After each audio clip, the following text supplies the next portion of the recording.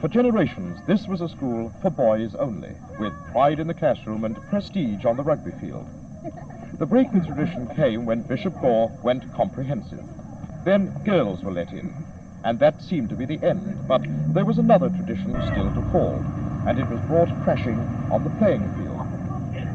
The new girls of Bishop Gore usurped the final bastion of male supremacy.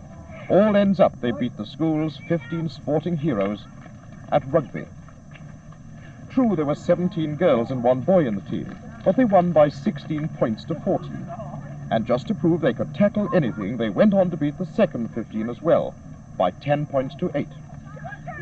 Now in the flush of triumph, the Amazons of Bishop Gore are challenging all comers. And if there's an even greater surprise than their double defeat of the boys, it's that there are other girls' rugger teams being formed to take them on. How did it all start?